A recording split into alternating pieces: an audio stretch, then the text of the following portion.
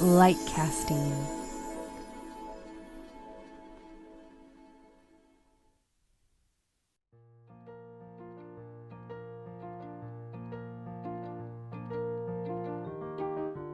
Hi, sweet souls. Welcome to I'm Awake, Now What? A podcast investigating the intersectionality of spirituality, healing, and personal development. I'm your host, Chris Iziomata. Rack up some good karma by leaving a 5-star rating and write a review if you're enjoying the show and tell your friends about it. This week, I am joined by art activist, spiritual coach and healer, and transformative facilitator, Jasmine Renee Hayden. Jasmine opens up about her multicultural upbringing and early religious influences. She shines a light on the work she does to help liberate others from transgenerational trauma, reminding the audience that the purpose is to know the difference between the trauma we pick up along our own life journey and the trauma that is absorbed through our lineage, so we can work to release and heal our ancestors, our descendants, and ourselves.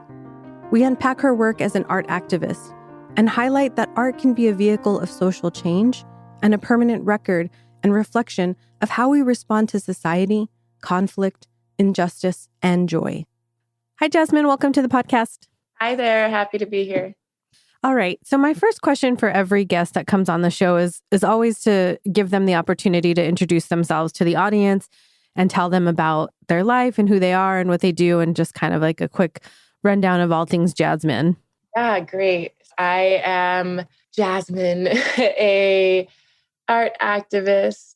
My artwork includes acting, singing, modeling, and filmmaking, spiritual coach and healer, and a transformative facilitator. I am Mexican and Black and Indigenous, and I tie in all of those identities to my work, in my anti-oppression work, in my social justice activism, because I very much have been brought up in circumstances that allowed me to look at power and privilege in ways that I could bridge gaps and shift perspectives. And I hold that with honor, with my family background and my ancestors. So yeah, I have been doing or being in these ways for as long as I can remember, in little ways. And then it just grew and expanded as I've evolved those different practices. Yeah, that's beautiful. And if people go and check out any of your Instagrams, and you have such a unique, beautiful look, which obviously speaks to the amalgamation of ethnicities that you have within you. You're just absolutely stunning. If people want to go peep on the gram. Yeah, so thanks for giving that intro. I appreciate it. This podcast deals with the cross-section of spirituality and personal development. In that vein, I always want to understand, like, my guests' early childhood experience with religion or spirituality, or nothing at all, and then bring us forward to where they've shaken out as an adult, what they practice, what they believe, what's sort of supporting you on your day-to-day life on the spiritual path and the path of awakening. Yeah. So I was born in my mom's household with Catholicism, but it was really light. It wasn't really a heavy part of my upbringing. I felt like there was something more that I was wanting out of religion that I wasn't quite understanding, wasn't quite getting. And so a part of me for much of my younger life was not quite sure how God or spirituality played into my existence. And then it was in my earlier 20s that I discovered yoga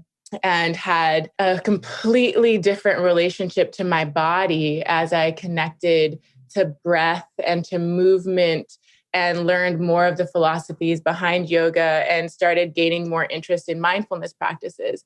So that's when I began Kundalini as well, and Vipassana, and was experimenting with these different meditations and reading these different books and learning from other healers and spiritual guides. It was a huge shift in my own consciousness and my own awareness of how much of my spirituality I hadn't been in touch with, and how much more fulfilling and satisfied I have been since implementing these rituals and these ceremonies relating to my connection to something that is greater than myself now. Compared to when I was younger, it wasn't really as much a part of my family life. Yeah. And I think it's interesting too that you said at your introduction to is like really understanding and trying to honor your ancestry and your practices as well. I think that's really beautiful. And it's such a responsibility, I think, if you come from a mixed background to really ensure that you integrate all of the knowledge and wisdom that's carried from our descendants. I think you're doing a really beautiful job of that. You do a lot of things, but I did want to focus the core part of the interview on just a handful of things. And so dipping into the coaching and healing work that you do, I was wondering if you could tell our audience, like, what was a significant thing about coaching and healing that has taught you about yourself and the collective? Is there any significant lesson you've kind of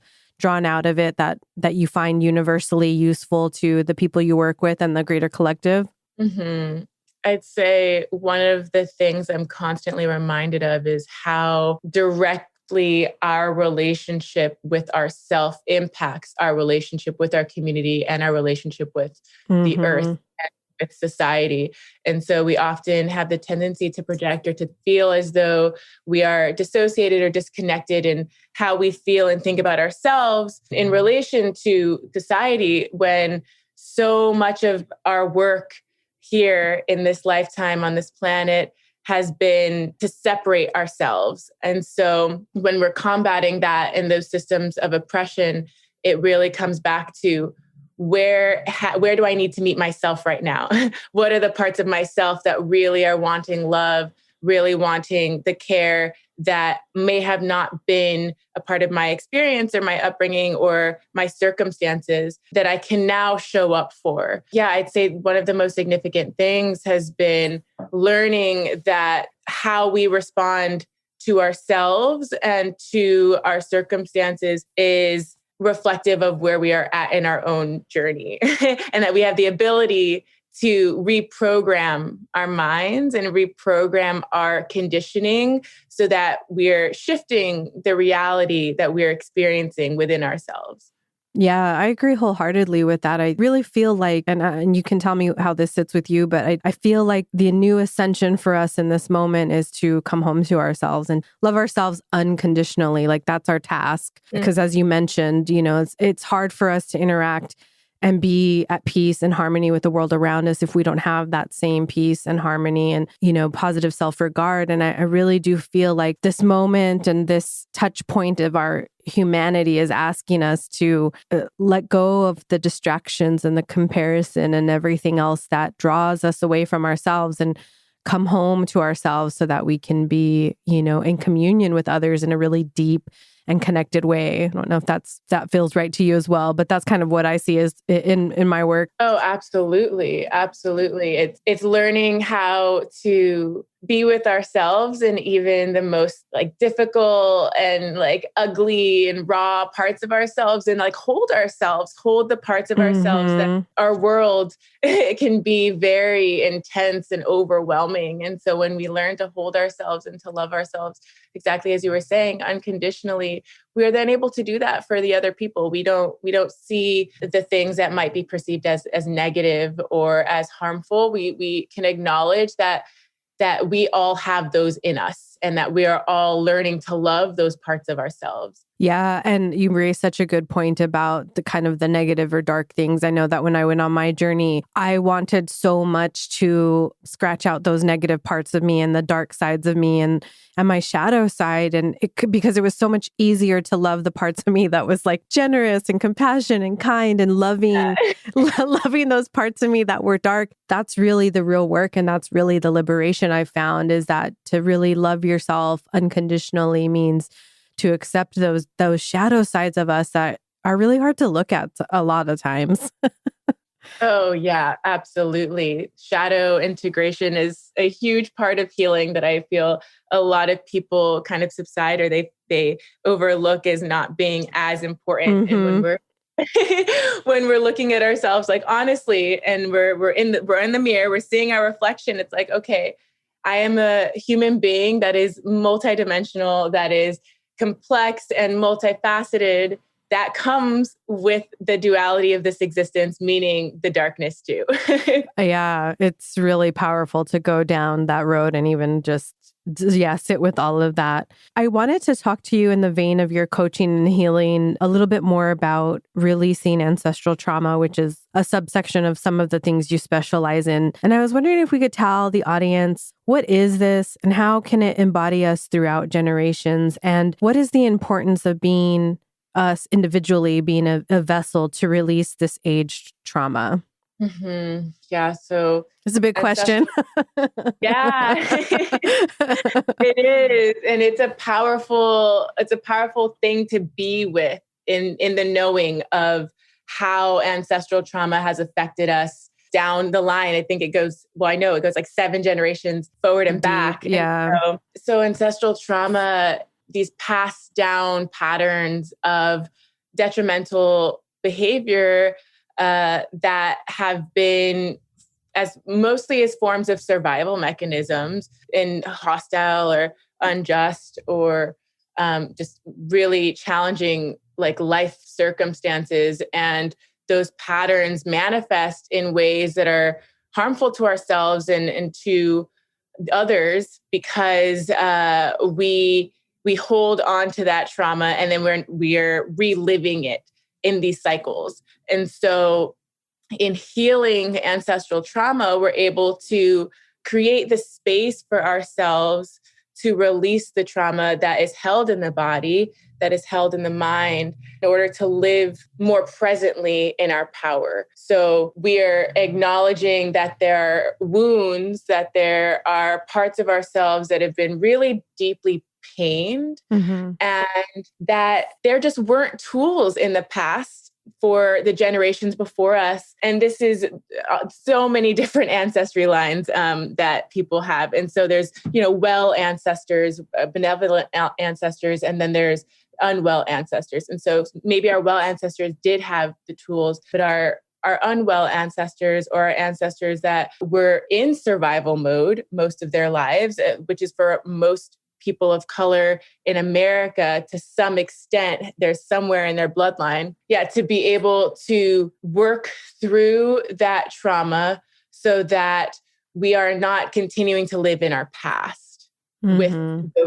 those ancestors. And so we can love those ancestors, we heal those ancestors through healing ourselves, and then we allow ourselves to exist in these higher states of existence, these higher elevated states of consciousness. In our spiritual community, people are very in tune with their intuition. They're very connected to their guides. They're very connected to their ancestors. What about people who have that felt sense that there's something that needs to be transmuted? Like, a grandma's really close to them and they can feel like her anger or, her sadness or something. Like, how do we validate what they're feeling so that they can also release it? And I feel like I've seen people talk about this many times, and it's confusing because it's like you have this felt sense of this trauma that's like sitting in there from generations past, but then we still live in this very physical and 3-dimensional world, and sometimes it can be weird to kind of address that. Do you understand what I'm trying to ask here?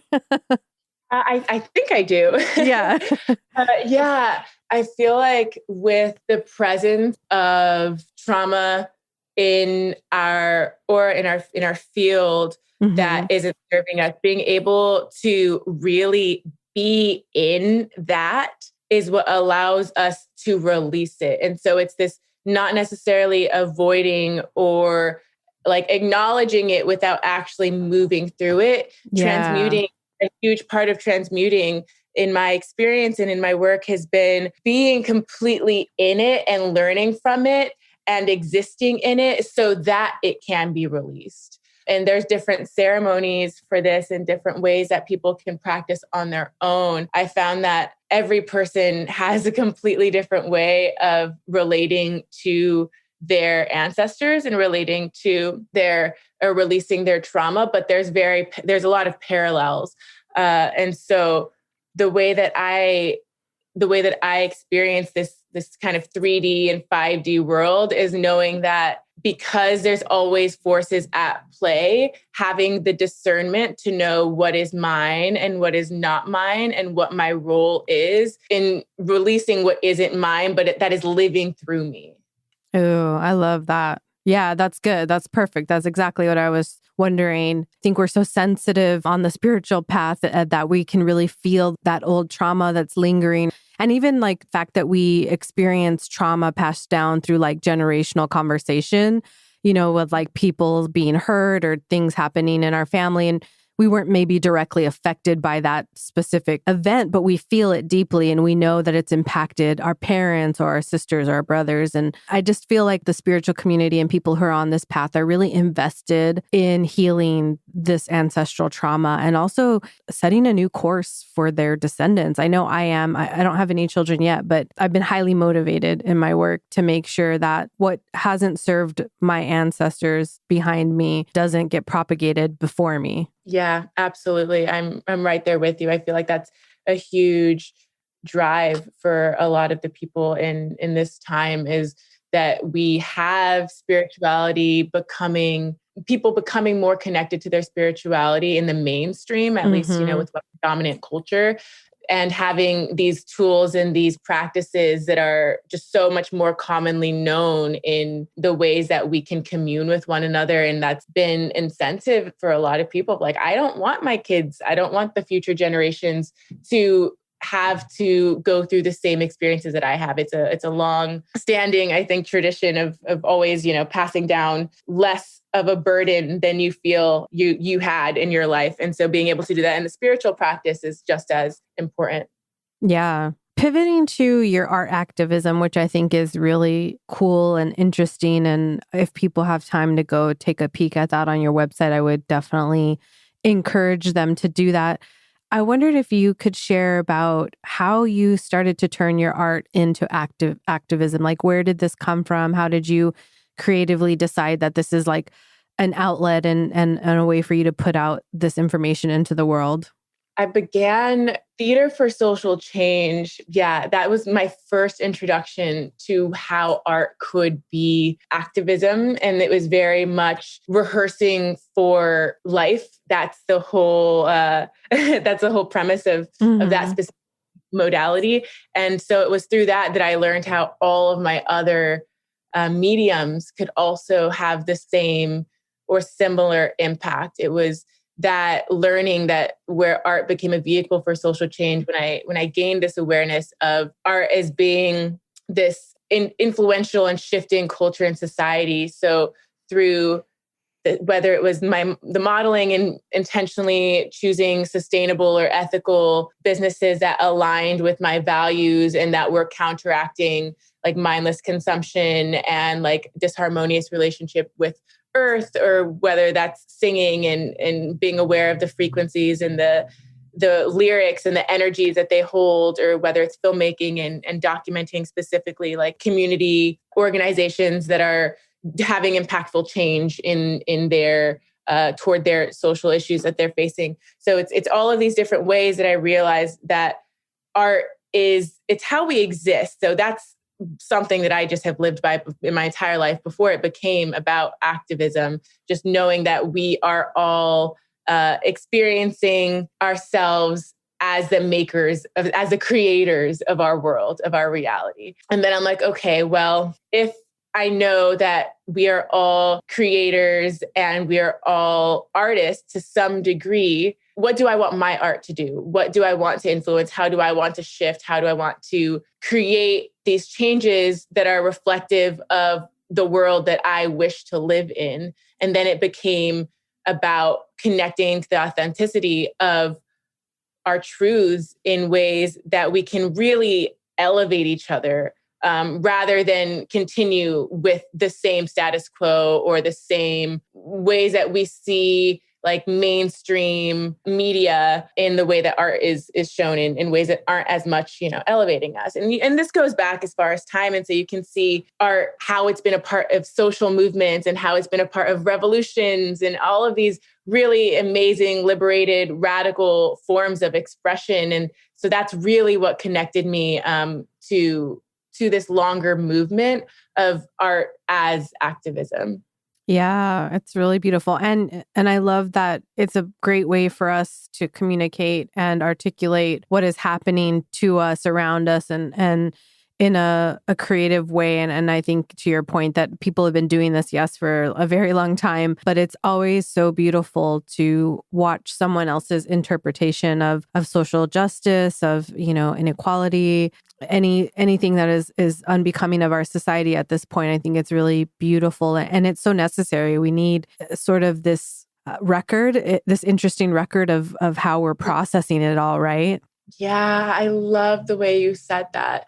This record, very much as this, it's all documentary in some sense. These reflections of ourselves throughout time, and so it's what are the reflections that we want to give and offer for the future to look back on, and how we were responding to our society, and what it was that we were doing during those periods, how we were interpreting, and how we were able to creatively express and move through those huge shifts. Yeah, absolutely. In the vein of your art activism, you hold a regular interactive gathering called Play Shops, which I thought was really cool. And you recently completed one on anti-racism and sustainable activism. What can people learn by coming to these play shops that can help them confront their own racism and also build practices to sustain fighting against it daily, which is, a full-time job in and of itself? Yeah. I'd say that what's so beautiful about workshops and play shops is that every person, they're entering the space from different places and they leave in different places, but there's this collective experience together where you're able to dissect and explore and discuss these issues that are related to all of us in some way. And so it's this ongoing process of learning with anti-racism specifically, and non-Black folk or non-BIPOC folk, of how to move through discomfort and give yourselves the space to be able to question and to learn and to expand on the things that might have been taught or that have been like socially conditioned to think of as right, and then give yourself permission to be wrong and that be okay. And that's very human. I think that's very freeing. And it's learning how to love the parts of ourselves that might hold guilt or shame. And rather than identifying with those things, creating these new opportunities for ourselves to be more consciously related to our community. So that very much ties in with sustainability in a lot of ways, because the ways that we have been taught to operate within a capitalist consumerist culture is not sustainable. And so when we learn, okay, what is it that I can do to live more sustainably with myself? That can be waking up and making sure I drink a liter of water. That can be, it's something as seemingly minuscule as that, to something that's, consciously choosing to support local Black-owned businesses. And so there's this wide range of ways that we can empower ourselves to know that we are investing our time and our energy into improving ourselves, and that in turn improves our community. And so I tie anti-racism and sustainability together in some of my play shops. But they also interweave different social issues, because the intersectionality of activism is very much, the roots of it lie in race, class, and gender, all of these things being interconnected. And so it's how can I look at my privilege within my identities and use my privilege to uplift my fellow brothers and sisters, knowing that by supporting and shifting those inequalities, I'm also supporting myself. I'm also helping myself. And I'm also giving myself that opportunity to be a better version of myself. Yeah. So you're basically dealing with the micro and the macro. And then in addition to that, the play shops are offering this very safe place for people to just come with whatever it is they're dealing with, whether they're a person of color or whether they're a person that is white, and being able to say, like, you know what, I don't understand my place in this. I don't understand what biases I may be holding. I don't understand where I can help. And here's a place that you're offering them to kind of explore that in a really safe way. I think that's really cool. Yeah, I'm really grateful to be able to hold space in that way. And I think that we're in this time right now where so many people are trying to figure it out and like and help, right? They just want to help. And maybe the help too needs to be at this point, I think, especially for people of color, it has to be directed, because it can get off the rails at times. Mm-hmm. Yeah, it's really cool. I've also been trying to be more mindful about the guests that I bring onto the podcast. I'm a person of color, but I haven't always, in full transparency, thought about the people I bring to the podcast and uplifting my brothers and sisters of color, because I was thinking more from a spiritual standpoint. And so really trying to be intentional this year about everyone I bring onto the podcast. And especially because we have such a small voice in spirituality, I kind of wanted to get your thoughts on, I know in my own journey as a woman of color, it was increasingly noticeable for me, like in my spiritual communities, that I was kind of like either the only person of color, or I might be one of two people of color. And so I kind of wanted to touch on that just a bit, just to bring some more texture and context and color to this conversation about this for people who are listening to the podcast, for them to also be mindful when they go into their communities as well. But for you, what would you say has been your experience in the spiritual community, yoga, retreats, and things like that? Do you feel like the people of color have a specific role to play in creating a bit more influence and equity in this area?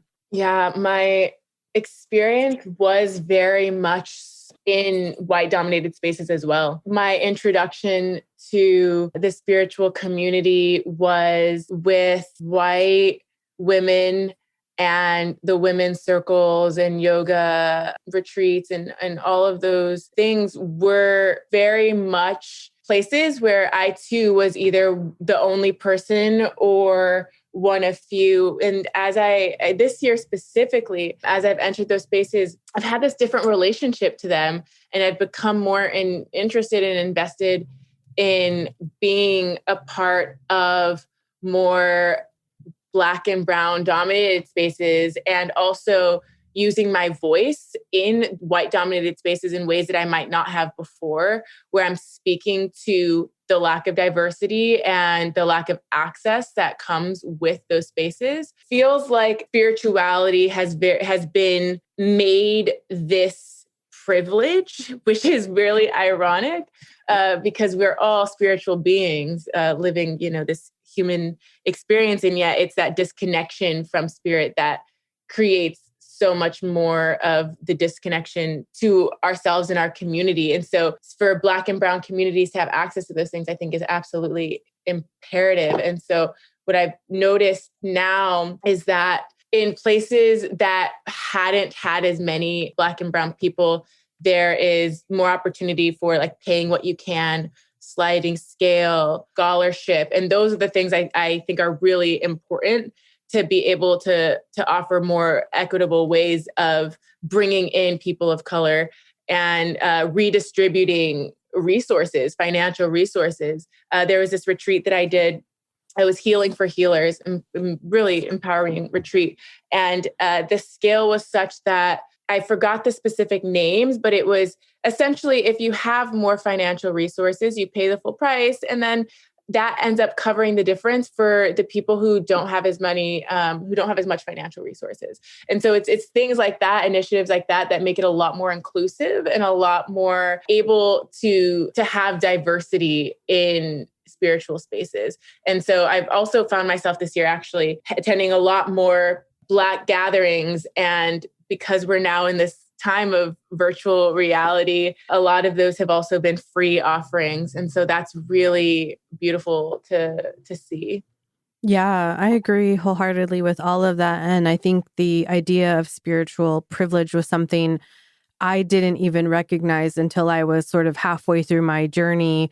And I'm 40, so like my personal career life journey has taken me sort of on a different road where I've had the luxury to be able to afford to go to retreats, to be able to travel to places where I could, go with healers and do some of the deeper work. And it didn't dawn on me till, later on, I was having a conversation with somebody and I was chewing on this idea of like, I don't know for sure.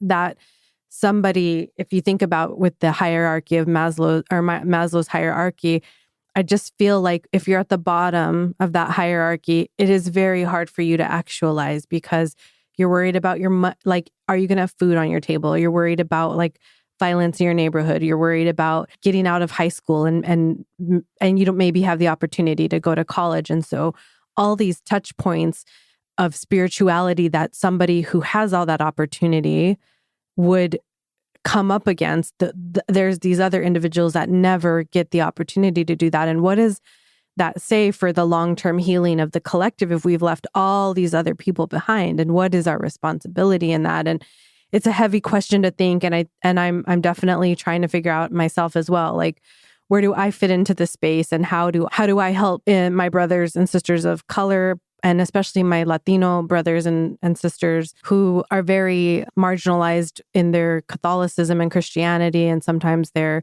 ostracized for trying to live outside of those norms, like that's a whole other thing in and of itself. And they're dying to sort of actualize and stuff. And we just have so much work to do. And there's a lot of responsibility. I know you're doing the most. It sounds like there's a lot of responsibility too, I think, with us who go on this path that are of color, that we have a responsibility to the people in our communities as well. Oh, absolutely. And I've experienced so many different ways that my identity and my background has influenced how I show up to a space. And so I'm really grateful. I was privileged to go to incredible schools. So to have that education really has been my biggest privilege in my life, I'd say. But outside of that, a lot of my life, I was very much in this place of financial insecurity, in the sense of the chakra system in yoga, the root chakra, which is very much based on your stability and your security. If that's blocked, if that's not aligned and clear and open and flowing, it disrupts your whole flow of energy. You can't be thinking, you're absolutely right what you were talking about. You can't be thinking expansive thoughts or how am I growing or how am I learning when you're thinking about how am I going to eat this week? Mm-hmm. And that's such an important thing, I think, for people of color and for white people too, in the spiritual community, to recognize that where we can use the privilege is in having the time and energy that we invest back into our communities, being intentional, knowing, having the clear knowing of this work is not available to some people because they will not ever have that expendable income to be able to pay, let's say, $100 membership to a yoga studio.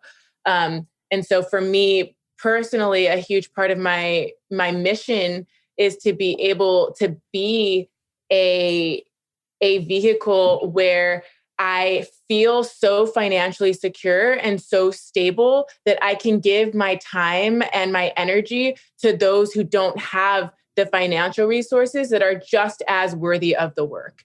And so one of the things I was intending to have completed this year, but COVID, it was this trauma-informed yoga teaching training. And the part of the work there is going into prisons and doing workshops and healing in all of the brothers and sisters that have been wronged by the criminal justice system and in mass incarceration and whatnot. And so that's just one community that is really being mistreated and completely disregarded by society. But you're right with our Mexican or our Latina or all of these other parts of our society and our culture. It's like, how can we feel secure in what we have enough to give to others, knowing that as we give to others, we are giving to ourselves, and that is collective. Right. Yeah, that our action tends to echo out. And I love what you said back there about trying to figure out how to do that impact on such a an expansive level. Speak from my spiritual privilege, knowing that even when I was younger and I grew up very poor, I really wanted to understand and make sense of the things that were tripping me up as an adult. And I didn't start feeling financially stable until I was in my 30s. And so I know firsthand, like I just want to like reiterate for the listeners, I really deeply understand what it means to honestly be in that place. Like I remember being in my 20s and I had like no money to buy groceries. And, I could not think about my own existence in that moment.